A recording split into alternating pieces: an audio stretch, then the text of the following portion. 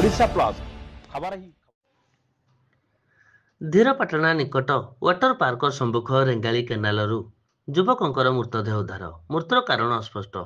ଢେଙ୍କାନାଳ ଜିଲ୍ଲା ସଦର ଥାନା ଧୀରପାଟଣା ୱାଟର ପାର୍କ ସମ୍ମୁଖ ରେଙ୍ଗାଳି କେନାଲରୁ ମଙ୍ଗଳବାର ସନ୍ଧ୍ୟା 7ଟାରୁ ଜଣେ ଯୁବକଙ୍କର ମୃତଦେହ ଉଦ୍ଧାର କରାଯାଇଛି।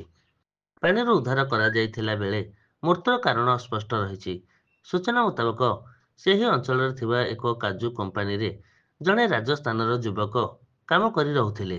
ହେଲେ ମଙ୍ଗଳବାର ଦିନ ଅପରାହ୍ନରେ ପାଣିରେ ବୁଡ଼ି ଯାଇଥିବା ଦମକଳ ବାହିନୀକୁ ସ୍ଥାନୀୟ ଲୋକମାନେ ଖବର ଦେଇଥିଲେ।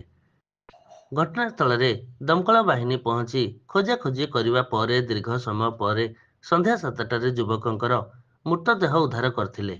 ହେଲେ ମୃତ୍ୟୁର କାରଣ ଅସ୍ପଷ୍ଟ ରହିଛି। ମୃତଦେହ ନିକଟସ୍ଥ ଚିକିତ୍ସାଳୟରେ ଭର୍ତ୍ତି କରାଯାଇଛି। ଶବ ବ୍ୟବଚ୍ଛେଦ ହେବା ପରେ ମୃତ୍ୟୁର କାରଣ ସ୍ପଷ୍ଟ ହେବ ବୋଲି ସୂଚନା ମିଳିଛି। ଢେଙ୍କାନାଳରୁ ବଳରାମ ସାହୁଙ୍କ ରିପୋର୍ଟ, ଓଡ଼ିଶା ପ୍ଲସ୍।